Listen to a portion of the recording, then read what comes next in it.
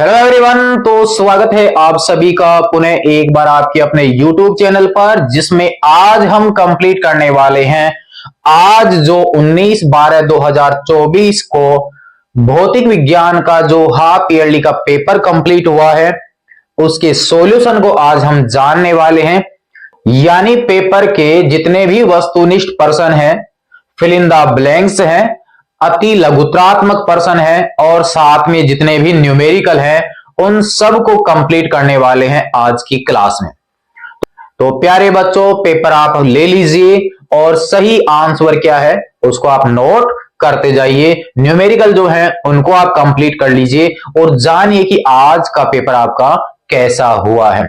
तो स्टार्ट करते हैं आज का अपना जो पेपर का सॉल्यूशन है उसको, जिसमें सबसे पहले हम लेते हैं इसके वस्तुनिष्ठ प्रश्न को, यानी इसके क्वेश्चन नंबर फर्स्ट को। हमारे पास यहां पर क्वेश्चन नंबर जो फर्स्ट दिया गया है उसके अकॉर्डिंग ये है, जिसमें ये दिया गया था कि एक कूलाम के दो बिंदु आवेश हमारे पास में है और वो धनावेश है, और वायु में ये दोनों धनावेश जो है वो स्थित हैं और दोनों एक दूसरे से 1 मीटर की दूरी पर स्थित हैं। तो इनके मध्य लगने वाले प्रतिकर्षण वैद्युत बल का मान यहां पर पूछा गया था। यानी हमारे पास में है क्वेश्चन नंबर फर्स्ट और उसका भी क्वेश्चन नंबर फर्स्ट। पहले क्वेश्चन का फर्स्ट क्वेश्चन अपने पास में है, तो कूलाम के नियम का हम यहां पर यूज कर लेंगे। F बराबर हम जानते हैं K Q1 Q2 बटा R स्क्वायर। यहां पर K का मान होता है 9 गुणा 10 की पावर 9। दोनों आवेश जो है उनकी मात्रा 1-1 कूलाम दे रखी है, यहां पर भी 1 है, यहां पर भी 1 है और दूरी भी 1 मीटर है। तो प्यारे बच्चों, यहां पर 1 इंटू 1 और यहां पर 1 का स्क्वायर, तो फाइनल आंसर हमारे पास में है 9 गुणा 10 की पावर 9 न्यूटन। तो यहां पर हमारे पास ऑप्शन जो है वो है ऑप्शन बी, जो इसका सही उत्तर है। तो आप यहां पर टिक कर लीजिए, क्वेश्चन नंबर फर्स्ट का सही आंसर है ऑप्शन बी। बढ़ते हैं आगे, क्वेश्चन नंबर सेकंड देखते हैं कि निम्न में से ध्रुवीय अणु कौन सा है। हम जानते हैं कि प्रावैद्युत पदार्थ जो थे वो दो प्रकार के थे, ध्रुवीय और अध्रुवीय। ध्रुवीय पदार्थ वे होते हैं जिनका स्वयं का कुछ ना कुछ वैद्युत द्विध्रुव आघूर्ण होता है। तो इसका सही आंसर जो है वो है H2O। इसके अलावा हमारे पास में जो O2 है, H2 है और CO2 जो है वो अध्रुवीय पदार्थ होते हैं। तो ध्रुवीय अणु जो हमारे पास में है H2O है। तो हमारे पास में क्वेश्चन नंबर जो सेकंड है इसका जो आंसर है वो है सी। सही आंसर है इसका सी, H2O। बढ़ते हैं आगे, नेक्स्ट क्वेश्चन हमारे पास में है विद्युत वाहक बल का एसआई मात्रक। तो विद्युत वाहक बल क्या था? विद्युत वाहक बल था हमारे पास किसी खुले परिपथ में इलेक्ट्रोडों के मध्य जो वोल्टेज होती है उसे ही हम विद्युत वाहक बल कहते हैं। इसका मतलब ये हमारे पास वोल्टेज से रिलेटेड है, तो इसका मात्रक हो जाएगा वोल्ट। तो हमारे पास में क्वेश्चन नंबर थर्ड जो है इसका जो राइट आंसर है वो है वोल्ट, यानी ऑप्शन बी। बढ़ते हैं क्वेश्चन नंबर 4 की ओर।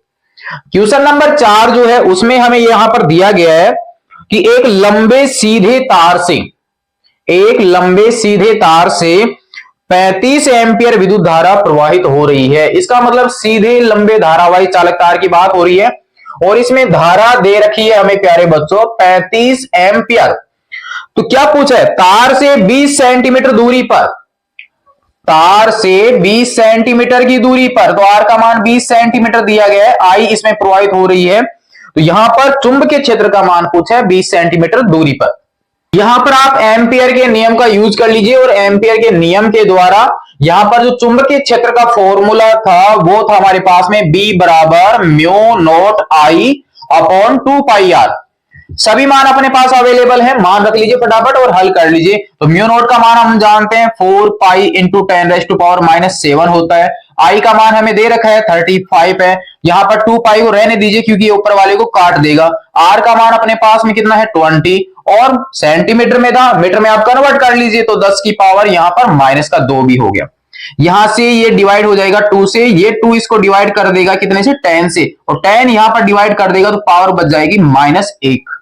क्लियर है? तो अपने पास क्या बचा देखिए 35 यहां पर बच गया, -7 यहां पर है और यहां पर 10 की पावर -1 है, तो यहां पर बच गया 10 की पावर -6, -1 और -7, तो -6 यहां पर बच गया।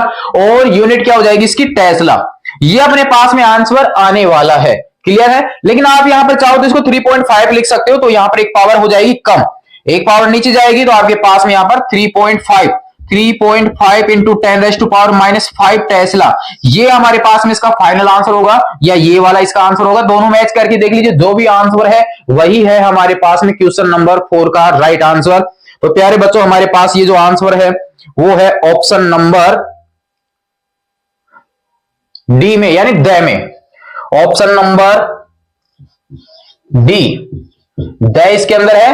तो हमारे पास राइट आंसर हो गया ये वाला, नोट कर लीजिए। और आपके कितने क्वेश्चन अब तक सही थे वो आप कमेंट्स में बता सकते हैं। बढ़ते हैं आगे क्वेश्चन नंबर 5 की ओर। क्वेश्चन नंबर 5 हमारे पास में है कि विद्युत शक्ति का सूत्र कौन सा है। विद्युत शक्ति का चैप्टर नंबर 3 अपने चल रहे हैं, और विद्युत शक्ति का जो सूत्र था वो हमारे पास में 3 थे।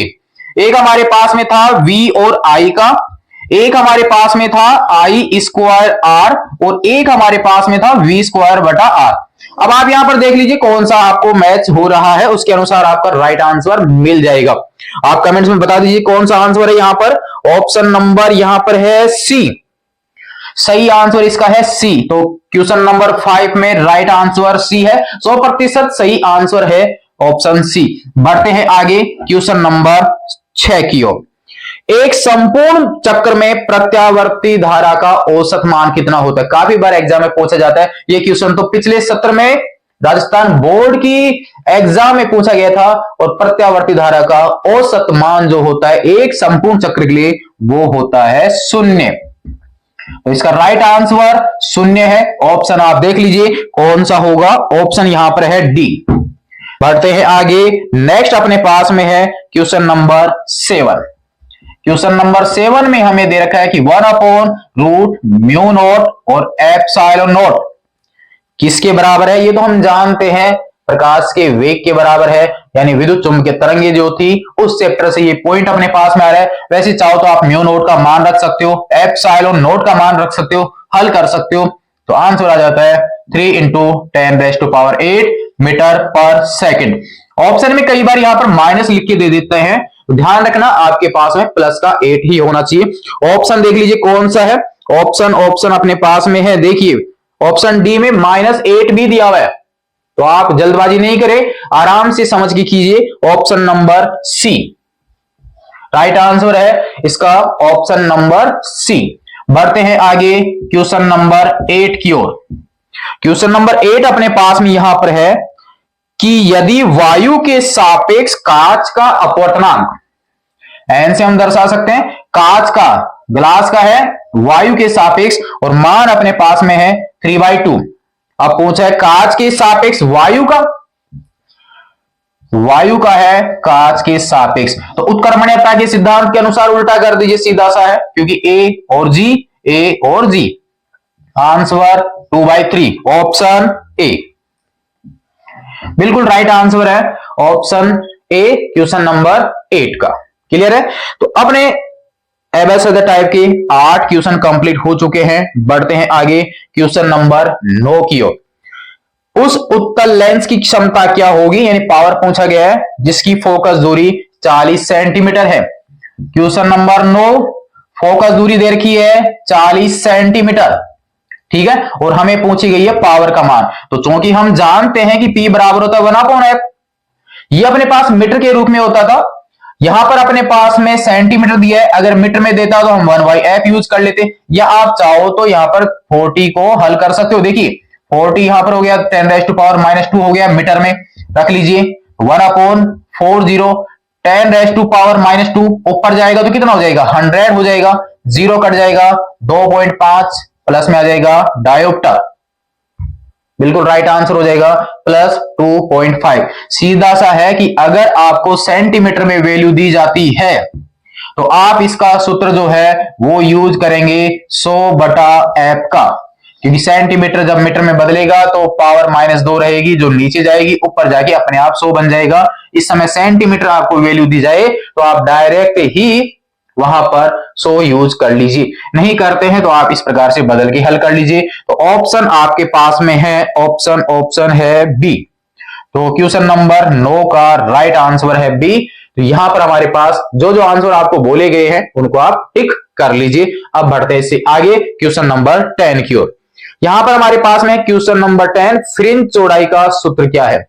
फ्रिंज चौड़ाई का सूत्र है बीटा बराबर लैम्डा डी बटा डी, लैम्डा डी बटा डी। और अब कंफ्यूज ये होता है कि ऊपर आपके स्मॉल डी है या कैपिटल डी है, क्योंकि स्मॉल डी का मतलब था दोनों स्रोतों के बीच की दूरी, कैपिटल डी का मतलब था स्रोत से पर्दे के बीच की दूरी। तो बीटा बराबर फॉर्मूला है लैम्डा कैपिटल डी बटा स्मॉल डी। कई बार स्मॉल डी ऊपर हो जाता है और कैपिटल डी को नीचे लिख के दे दिया जाता है और आप कंफ्यूजन में गलत कर देते हैं। तो क्वेश्चन नंबर 10 सही आंसर है बीटा बराबर लैम्डा डी बटा डी। देखिए आंसर कौन सा है, कमेंट्स में जरूर से बताइए आपके कितने सही हो रहे थे। तो यहां पर हमारे पास में प्यारे बच्चों ऑप्शन सी बिल्कुल सही है, ऑप्शन सी। क्वेश्चन नंबर 11 जो है उसमें हमें क्या दिया गया है, फोटोन की ऊर्जा का सूत्र क्या है? फोटोन की ऊर्जा, फोटोन की ऊर्जा का सूत्र हम जानते हैं E बराबर होता है एच न्यू। और फिलहाल हम इसी चैप्टर के न्यूमेरिकल भी कंप्लीट कर रहे हैं। इस चैप्टर में अपने ये फॉर्मूला आ भी चुका है, E बराबर एच न्यू है। लेकिन हमें जो फॉर्मूला दिया गया है वो न्यू के रूप में नहीं बल्कि लैम्डा के रूप में दिया गया है। तो हम जानते हैं न्यू बराबर सी अपॉन लैम्डा, तो एच सी अपॉन लैम्डा। देख लीजिए आंसर कौन सा है हमारे पास में है, इसका right answer option D H C upon lambda. तो क्वेश्चन नंबर 11 का सही आंसर है डी। बढ़ते हैं आगे क्वेश्चन नंबर 12 की ओर। क्वेश्चन नंबर 12 में हमें दिया गया है कि सीजियम धातु के लिए निरोधी विभव का मान हमें दिया गया है। निरोधी विभव का मान दिया गया 0.34 वोल्ट और हमें पूछा गया है उच्चतम गतिज ऊर्जा के मैक्सिमम पूछा गया है। तो के मैक्सिमम हम जानते हैं ईवी नोट के बराबर होता है।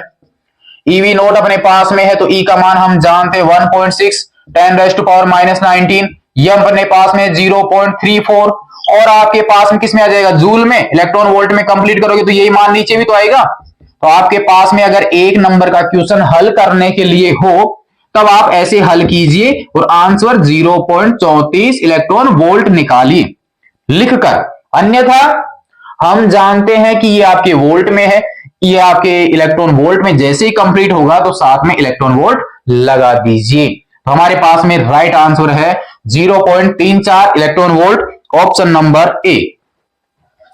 ऑप्शन ए जो है वही इसका राइट आंसर है। बढ़ते हैं क्वेश्चन नंबर 13 की ओर।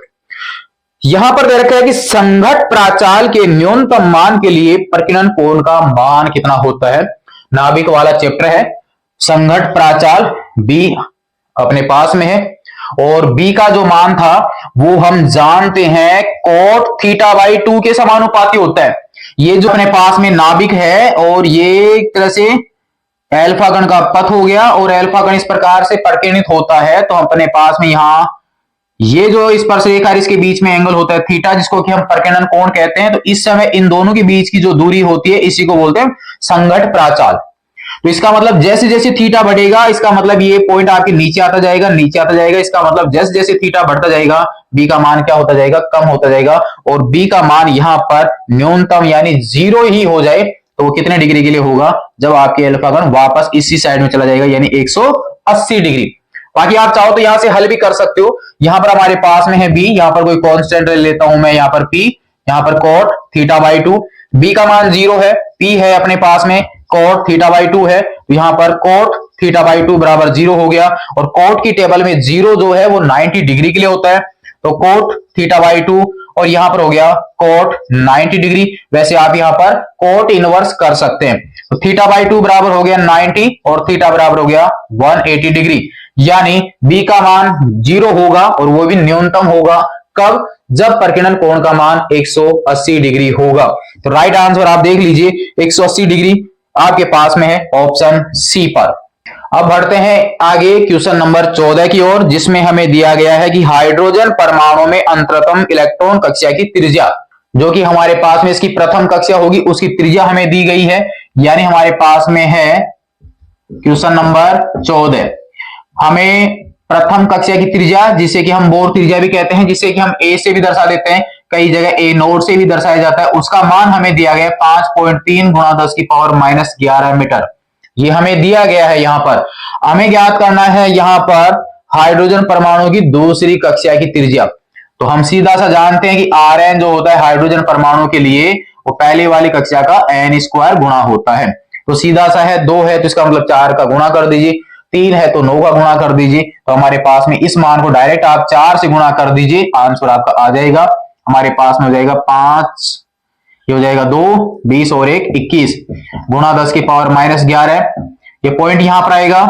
एक पॉइंट को मैं आगे किसका आना चाहूंगा तो यहां पावर हो जाएगी 10, 2.12 गुणा 10 की पावर -10 मीटर। दूसरी कक्षा की त्रिज्या आ जाएगी ये वाली। अगर तीसरी कक्षा की बात हो तो 4 की जगह 9 से गुणा कीजिए। ऑप्शन देख लीजिए आपके पास में कौन सा है। ऑप्शन हमारे पास में है ऑप्शन सी। तो राइट आंसर इसका है सी। बढ़ते हैं आगे क्वेश्चन नंबर 15 की ओर। दो विभिन्न नाभिकों की द्रव्यमान संख्याएं, दो नाभिक हैं जिनकी द्रव्यमान संख्याएं हमें दी गई है। यानी एक तो A1 का मान दिया गया है हमारे को 3 और A2 का जो मान है वो दिया गया है 81 यानी 81। तो उनकी त्रिज्याओं का अनुपात कितना होगा जानते हैं हम। R बराबर होता है R0 A की पावर 1/3। क्लियर है। दोनों की बात करते हैं तो दोनों में भाग भी ले लेंगे, तो डायरेक्ट मैं यहीं पर कर देता हूं R1/R2। यहां पर हो गया R0, यहां पर A1, यहां पर A2 की पावर 1/3। ये वैल्यू कटी जाएगी। A1 की जगह आपके पास देखो है 3, यहां पर है कितना 81 पावर 1/3।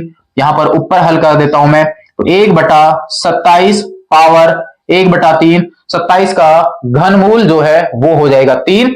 Final answer 1/3। तो त्रिज्याओं का अनुपात 1/3। राइट आंसर आपके पास में है ऑप्शन सी। तो क्वेश्चन नंबर 15 का सही आंसर है सी। अब बढ़ते हैं आगे क्वेश्चन नंबर 16, यानी आपके ऑब्जेक्टिव जो क्वेश्चन थे 16 क्वेश्चन इसमें थे। यानी पिछले सत्र में जो ब्लूप्रिंट था उस ब्लूप्रिंट के हिसाब से, यानी बोर्ड का जो पेपर आया था उसके अकॉर्डिंग ये पेपर आपके बना है। अब ऐसा है कि 16 क्वेश्चन थे, फिल इन द ब्लैंक्स जितने थे उतने ही इस बार है। आपके अति लघुतरात्मक क्वेश्चन जितने थे उतने ही क्वेश्चन यहां पर बने। कहने का मतलब सत्र 2023 और 24 का जो वार्षिक परीक्षा का पेपर था उसका जो पैटर्न था उसी पैटर्न पर अब आपके अर्धवार्षिक परीक्षा का पेपर बन के आया है। बहुत ही अच्छा पेपर दिया गया है। बस थोड़ा सा ये हो सकता था कि समय को ध्यान रखते हुए थोड़ा शॉर्ट कर सकते थे, क्योंकि इसकी जो थ्योरेटिकल पार्ट है उनको थोड़ा शॉर्ट किया जा सकता था। बढ़ते हैं क्वेश्चन नंबर 16 की ओर। बाकी पेपर काफी अच्छा था। यहां पर क्वेश्चन नंबर 16, निम्न में से दाता अशुद्धि कौन सी है, डोनर इंप्योरिटी कौन सी है। जिसके पास इलेक्ट्रॉन ज्यादा होंगे जो डोनेट कर सकता है। इसका मतलब 15वें वर्ग के तत्वों की हमें यहां पर आवश्यकता होगी, यानी 5वां समूह बोल दीजिए, या 15वें वर्ग की बात करें तो 15वें वर्ग में हमारे पास में जो जो तत्व है वो आप याद कर लीजिए। एन था, फिर आपके पास में और सैनिक भी था, और यहां पर ऑप्शन में कुछ है क्या, ऑप्शन में और सैनिक मिल चुका है यानी एएस, और ग्रही में आपके पास में 13वें वर्ग के तत्व आ जाते हैं। तो इसका राइट आंसर है और सैनिक, हमारे पास में है ऑप्शन बी। तो सही आंसर है इसका ऑप्शन बी। क्लियर है। ये हमारे पास में क्वेश्चन नंबर 1 जो था, जो कि ऑब्जेक्टिव टाइप का था, वो कंप्लीट हो जाता है। सभी आंसरों को आप नोट कर लीजिए। आप पेपर लेके बैठे हुए होंगे, उम्मीद है वहां पर टिक कर लीजिए, और आपको हल करके यहां पर बताया जा रहा है तो आप इनको हल कर लीजिए, ताकि दोबारा से अगर इस टाइप के बने तो हल किया हुआ हो तो आप हल कर सकते हैं। नोट कर लीजिए इनको क्रम वाइज। फिर बढ़ते हैं आगे क्वेश्चन नंबर 2 की ओर, जो हमारे पास में फिल इन द ब्लैंक्स का। क्वेश्चन नंबर 2 को अब हम यहां पर हल करते हैं, जो कि हमारे पास में फिल इन द ब्लैंक्स का, यानी रिक्त स्थानों की पूर्ति कीजिए। जिसमें दिया गया है कि समरूप बाह्य विद्युत क्षेत्र में स्थित विद्युत द्विध्रुव पर कार्यरत बलाघूर्ण यानी टो का मान चैप्टर नंबर 1 में से है की दिशा विद्युत क्षेत्र और विद्युत द्विध्रुव आघूर्ण दोनों की क्या होती है। तो प्यारे बच्चों, इसका जो फॉर्मूला आया था क्वेश्चन नंबर सेकंड का, फर्स्ट हम हल कर रहे हैं। हम जानते हैं टो वेक्टर बराबर था हमारे पास में पी वेक्टर और ई वेक्टर। यहां पर टो वेक्टर की जो दिशा है वो इसके अनुसार कैसी होगी, तो सदिश गुणनफल था, तो हम जानते हैं कि पी वेक्टर व ई वेक्टर के तल के लंबवत होती है। तो यहां पर हमारे पास में था द्विध्रुव आघूर्ण दोनों के लंबवत होती है, दोनों के लंबवत होती है, ये आ जाएगा इसमें आंसर। फिर बढ़ते हैं आगे। ताप बढ़ाने पर चालक की प्रतिरोधकता का मान, प्रतिरोधकता की ताप पर निर्भरता चैप्टर नंबर 3 में हम जान चुके हैं। धातुओं के लिए यानी चालकों के लिए, कुचालकों के लिए और अर्धचालकों के लिए, तीनों के लिए हम जान चुके हैं। चालकों के लिए अगर हम टेम्परेचर बढ़ाते हैं तो उसकी प्रतिरोधकता का मान बढ़ता है। तो क्वेश्चन नंबर सेकंड इसका जो है उसमें क्या दिया गया है, ताप बढ़ाने पर चालक की प्रतिरोधकता का मान बढ़ता है। तो सेकंड का राइट आंसर है बढ़ता है। क्वेश्चन नंबर थर्ड, यहां पर हमारे पास में है क्वेश्चन नंबर थर्ड। धारा मापी को वोल्ट मीटर में रूपांतरित करने के लिए उच्च प्रतिरोध को धारा मापी कुंडली के एक डॉट डॉट क्रम में जोड़ा जाता है। तो धारा मापी को वोल्ट मीटर में रूपांतरित करने के लिए उच्च प्रतिरोध को कुंडली के श्रेणी क्रम में जोड़ते हैं। और अगर अमीटर में बदलना हो तो यहां पर अल्पमान के प्रतिरोध को, जिसे कि हम शंट कहते हैं, उसको कुंडली के पैरेलल कॉम्बिनेशन में जोड़ते हैं, यानी पार्श्व क्रम में जोड़ते हैं। तो इसका सही आंसर हो जाएगा श्रेणी क्रम में जोड़ते हैं। श्रेणी क्रम, क्रम लिखा हुआ है पहले से ही। अब बढ़ते हैं क्वेश्चन नंबर 4 की ओर। अनुचुंबकीय पदार्थों के लिए चुंबकीय प्रवृत्ति यानी काई का मान डॉट डॉट एवं अल्प होता है, ये तो क्लियर है। अनुचुंबकीय पदार्थों के लिए चुंबकीय प्रवृत्ति का जो मान है वो अल्प होता है, लोह चुंबकीय पदार्थों के लिए अधिक होता है और मान इसका पॉजिटिव होता है। इसके अंदर भी मान पॉजिटिव होता है। प्रतिचुंबकीय पदार्थों के लिए काई का मान माइनस में आता है। तो इसका राइट आंसर इसमें फिल इन द ब्लैंक्स में क्या आएगा, धनात्मक आएगा। धनात्मक एवं अल्प होता है अनुचुंबकीय पदार्थों के लिए, तो सही आंसर है धनात्मक। क्वेश्चन नंबर 5, एक पूर्ण चक्र में किसी प्रेरक को आपूर्त माध्य शक्ति, यानी जब हम L को यूज करते हैं और या C को यूज करते हैं AC परिपथ में, तो एक औसत चक्र में एवरेज जो पावर होती है उसका मान 0 होता है। इसके लिए 0 होता है, तो यहां पर राइट आंसर है 0 होता है। सही उत्तर होगा 0। बढ़ते हैं क्वेश्चन नंबर 6 की ओर। गोलीय दर्पण की वक्रता त्रिज्या का मान यानी कैपिटल R का मान फोकस दूरी का 2 गुना होता है। तो यहां पर हो जाएगा 2 गुना होता है। फिर बढ़ते हैं आगे। 2 पाई कलांतर के तुल्य पथांतर कितना होता है। Question number 7। क्वेश्चन नंबर 7 है, पथांतर का मान हम जानते हैं डेल्टा बराबर होता है लैम्डा बटा 2 पाई और क्रॉस में फाई। फाई का मान हमें 2 पाई दे रखा है, तो लैम्डा 2 पाई, यहां पर भी 2 पाई, तो समझ में आ गया होगा पथांतर कितना होगा लैम्डा। तो यहां पर डॉट डॉट में आएगा लैम्डा का मान। क्लियर है। नेक्स्ट, इलेक्ट्रॉन की उच्चतम गतिज ऊर्जा आपतित विकिरण की, यानी प्रकाश विद्युत प्रभाव में जो इलेक्ट्रॉन उत्सर्जित होते हैं उनकी गतिज ऊर्जा जो विकिरण आपतित हो रहे हैं कि डॉट डॉट पर निर्भर नहीं करता है, नहीं करती है। इसका मतलब गतिज ऊर्जा का मान आपतित विकिरण की तीव्रता पर निर्भर नहीं करता है। पास में क्वेश्चन नंबर 8, उसका सही आंसर है तीव्रता पर गतिज ऊर्जा या निरोधी विभव जो है वो निर्भर नहीं करता है। अब हमारे पास में है question number 9। Fill in the blanks में क्वेश्चन नंबर 9 हमारे पास में है, नाभिक के चारों ओर किसी कक्षा में घूमते हुए इलेक्ट्रॉन की कुल ऊर्जा।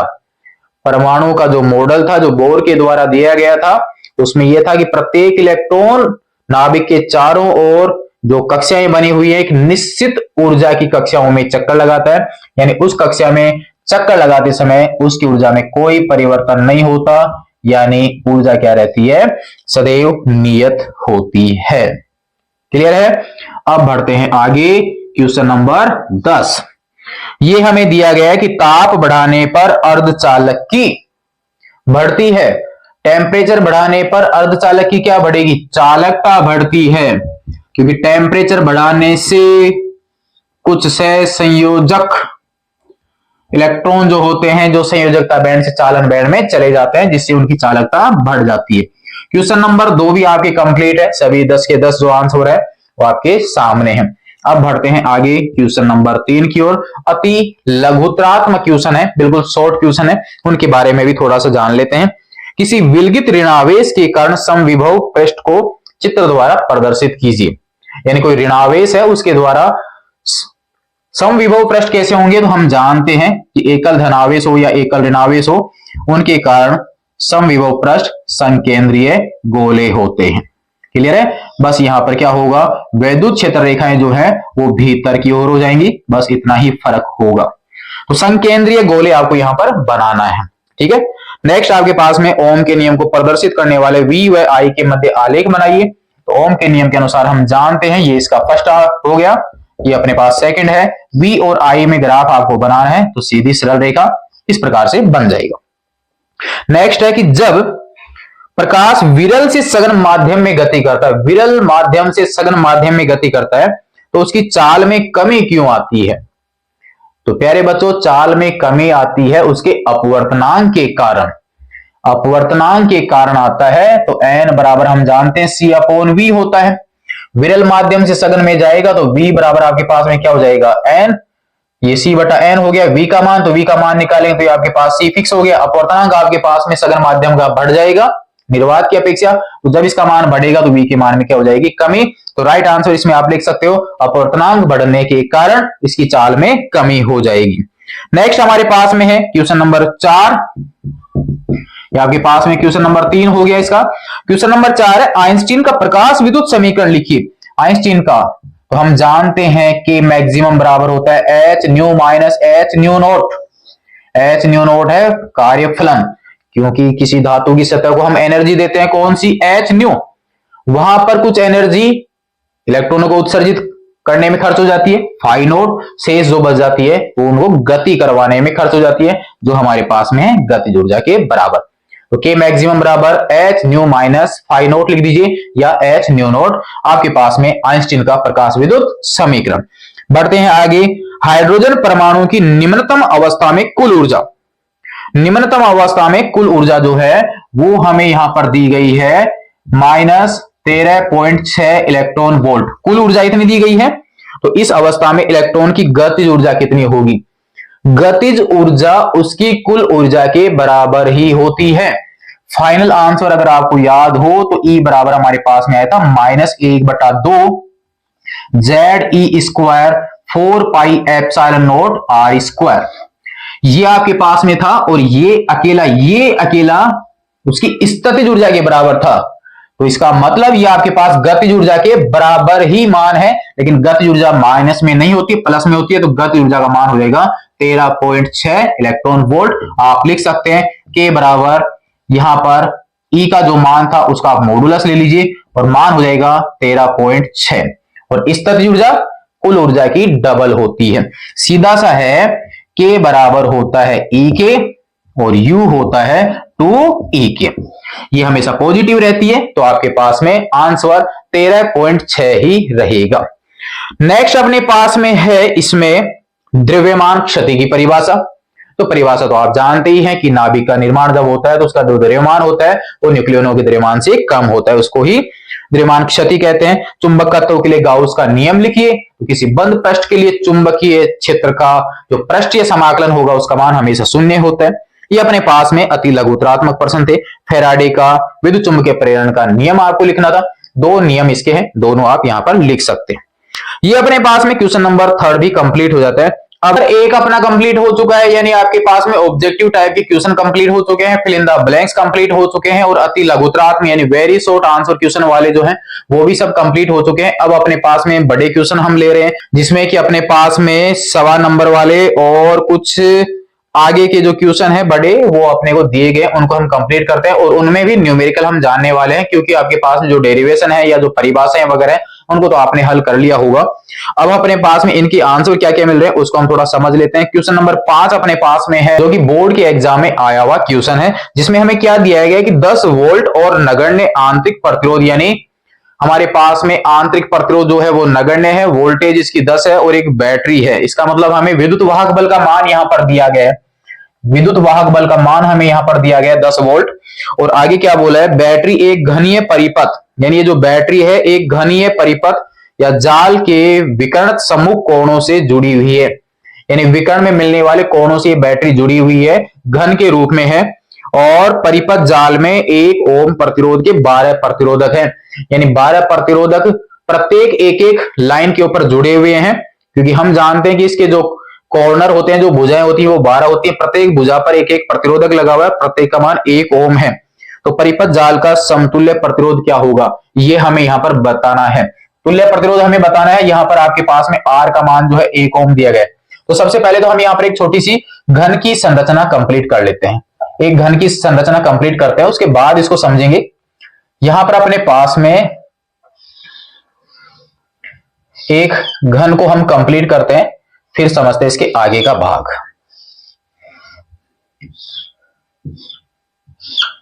ये अपने पास में एक घन बन चुका है और यहां पर मैं जोड़ देता हूं एक बैटरी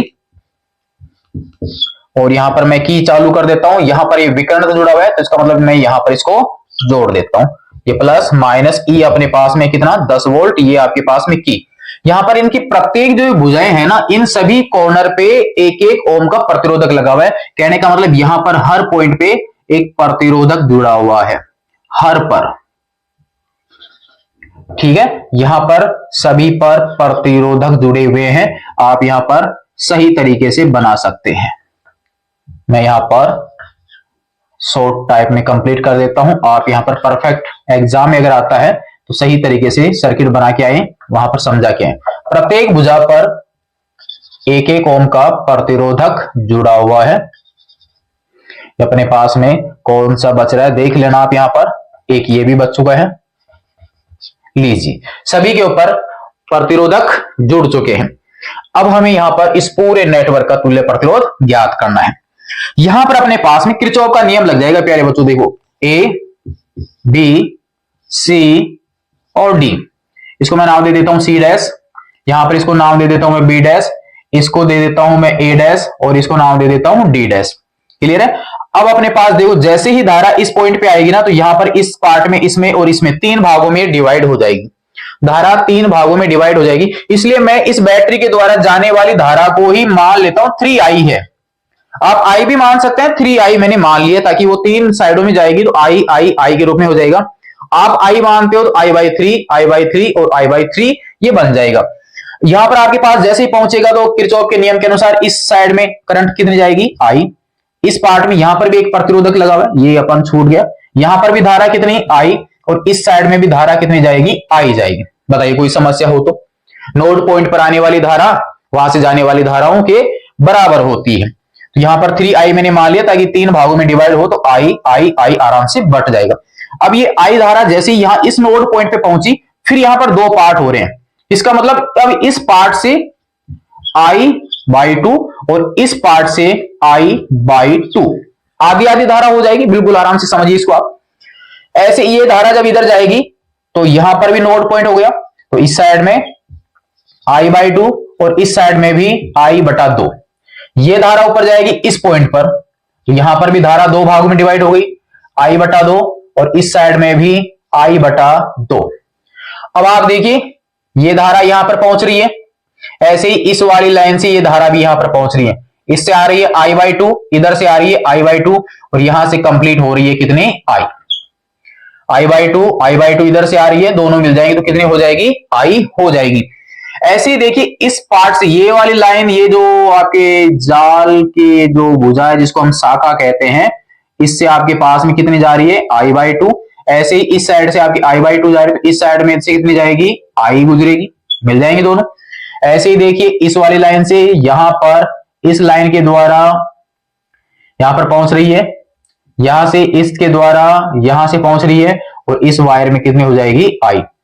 इस वाली लाइन में से I/2 है, इस वाली लाइन में से I/2 है, तो इधर आपकी आई हो जाएगा। इसका मतलब सी डैश पर आपके पास में आई वापस कितना 3I। इसका मतलब धारा का बंटवारा बिल्कुल सही हुआ है। अब हम यहां पर किरचॉफ के नियम का यूज करेंगे, और किरचॉफ के नियम का यूज करके हम यहां पर ये जो लूप बनेगा उस लूप के अनुसार हल करके देखते हैं। तो हमारे पास में है अब किरचॉफ या किरकॉफ भी आप इसको बोल सकते हैं, किरचॉफ के नियम से जब भी नेटवर्क बनेगा तो हम सेकंड नियम यूज करेंगे। यहां पर मैंने लूप लिया है, देखो ए, यहां पर बी, सी डैश, यहां पर ई, एफ और ए, ये लूप मैंने यहां पर लिया है। और अब इस लूप के अनुसार हम इसको हल करते हैं। जिस दिशा में हम बढ़ रहे हैं उसी दिशा में अगर आपके विभवांतर वाला पॉइंट आ रहा है तो वो माइनस में आता है। तो हम यहां पर हल करते हैं, ए से बी की ओर जा रहे हैं। यहां पर धारा तो कितनी है आई, और प्रत्येक प्रतिरोधक पर जो प्रतिरोध है वो आर मान लिया मैंने, और उसका मान कितना है 1 ओम। उसको मैं लास्ट में यूज कर लूंगा कितना है, तो आई और मैंने लिख दिया आर। फिर यहां पर बी से सी की ओर जा रहे हैं, बी से सी की ओर, तो बी से सी की ओर जा रहे हैं और धारा भी इधर ही है, और धारा आपके पास में है I/2 और प्रतिरोध कितना है आर। अब हम चल रहे हैं सी से सी डैश, सी से सी डैश, धारा भी इधर है और हम भी इसी साइड में बढ़ रहे हैं, तो माइनस धारा आई है और आर। और अब आपके पास में सी डैश से हम जा रहे हैं इस साइड में, तो इसके बीच में अपने पास सिर्फ बैटरी आ रही है जिसका मैं विद्युत वाहक बल यूज कर लेता हूं, और वो कितना है ई है। वो हमारे पास में प्लस में हो जाएगा, क्योंकि हम नेगेटिव साइड से पॉजिटिव की साइड में बढ़ते हैं तो वो हमें प्लस में मिलता है। प्लस में लगा दिया मैंने ई, और बराबर में क्या आ गया 0। सभी विभवांतर और विद्युत वाहक बलों का योग कितना होता है, 0 होता है किरचॉफ के सेकंड नियम के अनुसार। इनको आप हल कर लीजिए, देखिए माइनस आई आर कितना हो गया, माइनस का 2IR माइनस I/2 और R, और प्लस में हो गया E बराबर 0। यहां पर इसको हल करेंगे तो 2 दूनी 4 और ये एक हो गया 5, यानी 5/2 IR, प्लस में हो गया E और बराबर में 0, और ये हो गया माइनस का। तो टोटल विद्युत वाहक बल का जो मान था वो अपने पास में हो गया 5/2 IR के बराबर। ये अपने पास में आ गया। ये आपके पास में जो विभवांतर है ना, ये विभवांतर इन सभी के सिरों पर उत्पन्न विभवांतर के क्या है, बराबर है। अब हमें तो ज्ञात करना है इस पूरे का तुल्य प्रतिरोध। माना पूरे परिपथ का यानी पूरे जाल का तुल्य प्रतिरोध R इक्विवेलेंट है।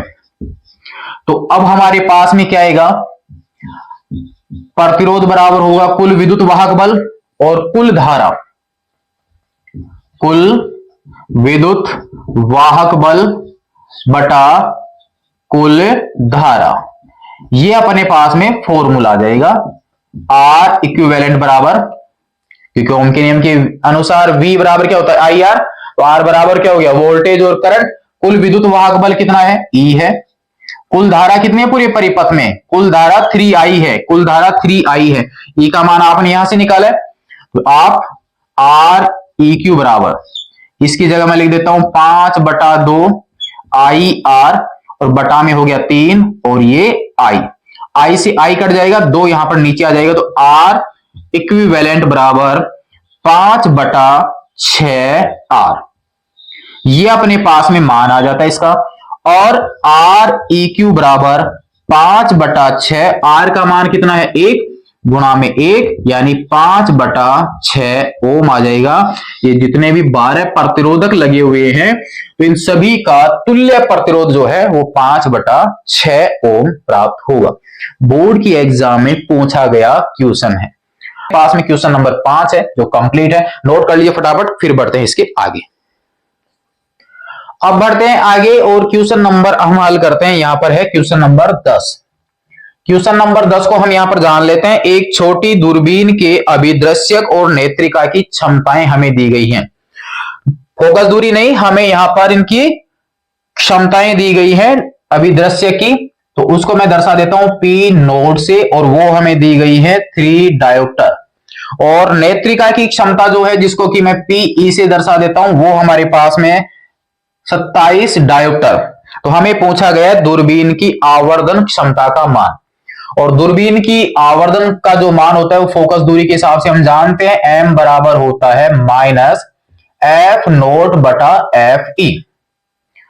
अभिदृश्य की फोकस दूरी और बटा में आ जाएगा अभिनेत्र या नेत्रिका की फोकस दूरी। लेकिन हमें तो यहां पर इनकी क्षमताएं दी गई है, तो हम जानते हैं कि फोकस दूरी जो है वो व्युत्क्रम होती है किसकी, पावर की। तो आप इसको उल्टा कर दीजिए तो हमें मिल जाएगा m बराबर, इसलिए m बराबर माइनस एफ ई नीचे है तो पीई ऊपर चला जाएगा और पी नोट नीचे आ जाएगा। मान रख लीजिए, हल कर लीजिए तो आपके पास में कितना आ जाएगा, देखिए यहां पर माइनस है, पीई का मान है 27, ये आपके पास 3, m बराबर हो गया माइनस का 9। मॉडुलस में अगर ले लेता हूं इसका सिर्फ मान तो यहां पर 9 आंसर मिल जाता है। आंसर अपना कंप्लीट हो जाता है क्वेश्चन नंबर 10 का। बढ़ते हैं आगे और इसके अनुसार आगे चलते हैं तो क्वेश्चन नंबर 12 की ओर। क्वेश्चन नंबर 12 को भी हम यहीं पर कंप्लीट कर लेते हैं। व्यतिकरण करने वाली दो प्रकाश तरंगों के आयामों का अनुपात, अलग अलग आयाम हमें दिए गए।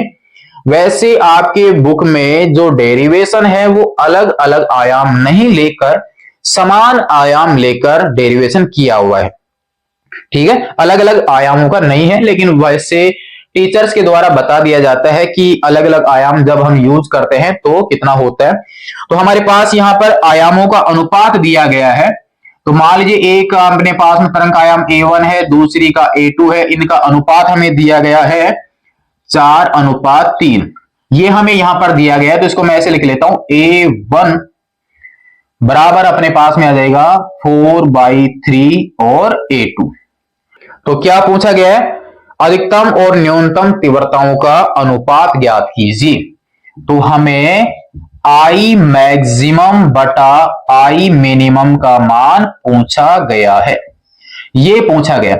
वैसे हम जानते हैं कि तीव्रता जो है वो इनकी आयाम के वर्ग के क्या होती है, समानुपाती। लेकिन जब दोनों का अध्यारोपण होगा तो ये फॉर्मूला कुछ ऐसा बन के आता है, आई मैक्सिमम बटा आई मिनिमम बराबर अधिकतम आयाम हो जाता है, दोनों का टोटल कर दिया जाएगा तो, और मिनिमम आयाम आपके आएगा A1 माइनस A2 से। तीव्रताएं जो है वो इनके वर्ग के समानुपाती होती हैं, यहाँ कांस्टेंट होता है वो कट जाता है, A1 A2 A1 minus A2। तो आप A1 की जगह 4/3 A2 रख लीजिए और हल कर लीजिए। तो यहां पर देखिए बढ़ते आगे, आई मैक्सिमम और आई मिनिमम, हमें यहां पर इनके मान नहीं दिए गए, हमें इनके अनुपात दिए गए हैं, इसलिए आप A1 की जगह 4 A2 की जगह 3 यूज नहीं करें, अनुपात दिया गया है तो इसलिए मैंने इसको इस प्रकार से लिखा है। A1 बराबर अपने पास में आ जाएगा 4/3 और A2 चला जाएगा ऊपर, तो A1 की जगह मैं ये लिख लेता हूं।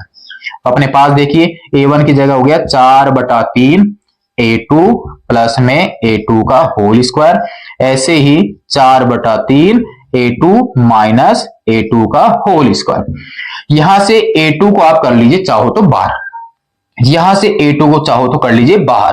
तो अब अपने पास में आई मैक्सिमम बटा आई मिनिमम, तो A2 जब बाहर जाएगा तो स्क्वायर हो जाएगा, तो A2 का स्क्वायर, नीचे भी A2 का स्क्वायर, यहां पर अपने पास में बच जाएगा 4/3, 4/3 प्लस में 1 का स्क्वायर, यहां पर 4/3 माइनस 1 का स्क्वायर, यहां से A2 स्क्वायर से A2 स्क्वायर कट जाएगा। तो आई मैक्सिमम हल आपको जब करवाया जा रहा है तो आप सिस्टम से ही हल करेंगे। यहां से 3 लघुत्तम ले लेंगे तो 4 + 3 बटा में 3 आएगा, और यहां पर 4 माइनस 3 और इसके भी बटा में 3 आएगा, तो स्क्वायर स्क्वायर से वो कट जाएंगे, यानी 3 वाला स्क्वायर कट जाएगा, स्क्वायर बच गया। अब आपके पास में आंसर आ जाएगा कुछ इस प्रकार से, बटा आई मिनिमम, ये आपके पास में 7 का स्क्वायर हो गया, ये 1 का स्क्वायर हो गया, तो आई मैक्सिमम आई मिनिमम 49/1 यानी 49:1 इसका मान रहने वाला है। तो आई मैक्सिमम अनुपात आई मिनिमम बराबर 49:1। ये होगा इसका राइट आंसर। और इसको नोट कर लीजिए क्वेश्चन नंबर 10 और क्वेश्चन नंबर 12 को। यहां पर इसका क्वेश्चन नंबर 13 जो है उसको भी कंप्लीट कर लेते हैं। क्वेश्चन नंबर 13 जो है वो भी एक न्यूमेरिकल अपने पास में, और इसमें हमें दिया गया कि प्लेटिनम और पोटेशियम के कार्यफलन हमें दिए गए, कार्यफलन हमें दिए गए, और कार्यफलन को हम दर्शा देते हैं फाई नोट से। फाई नोट दो के दिए गए, एक तो दिया गया प्लेटिनम का जिसको मैं इस प्रकार से दर्शा देता हूं, एक हमें दिया गया पोटेशियम का। इसका मान दिया गया 7.50 इलेक्ट्रॉन वोल्ट और इसका दिया गया है 2.50 इलेक्ट्रॉन वोल्ट। में क्या पूछा गया है कि पोटेशियम तथा प्लेटिनम की दहली आवर्तियों का अनुपात ज्ञात कीजिए। पोटेशियम और प्लेटिनम, पहले प्लेटिनम नहीं है पहले पोटेशियम है, तो हमें दहली आवर्तियों का अनुपात पूछा गया। कहने का मतलब न्यू नोट के बटा न्यू नोट प्लेटिनम, ये हमें पूछा गया। तो चूंकि हम जानते हैं कि फाई नोट बराबर होता है एच न्यू नोट, यही होता है फाई नोट बराबर होता है एच न्यू नोट। तो अब अपने पास में न्यू नोट क्या हो जाएगा, न्यू नोट बराबर हो जाएगा फाई नोट बटा एच। क्लियर है। अब इसके अनुसार हम कंप्लीट कर लेते हैं। तो इसलिए न्यू नोट के बटा न्यू नोट प्लेटिनम बराबर देखिए फाई नोट, तो फाई नोट किसका, के का, और बटा में क्या एच। बटा में हम यहां पर लिखेंगे इस प्लेटिनम का, तो मैं गुणा करके उल्टा कर देता हूं, तो फाई नोट प्लेटिनम का एच चला जाएगा ऊपर, कट जाएगा, तो अपने पास में न्यू नोट, या आपके पास में प्लेटिनम की दहली आवर्ती, यह आपके पास में है पोटेशियम की, यहां पर आपके पास में कार्यफलन, यहां पर कार्यफलन, नीचे बच गया आपके पास में इसका, और यहां पर बच जाएगा के का। क्लियर है। फाई नोट बटा एच, फाई नोट बटा एच, यहां पर प्लेटिनम का फाई नोट बटा एच। ये हमें दे रखा है के का कितना है 2.50, यहां पर अपने पास में 7.50, तो आपके पास में 3 से पूरा डिवाइड हो जाएगा यानी 1/3। तो आपके पास आंसर हो गया न्यू नोट के अनुपात new note platinum 1/3। Right answer आपका कंप्लीट हो जाता है।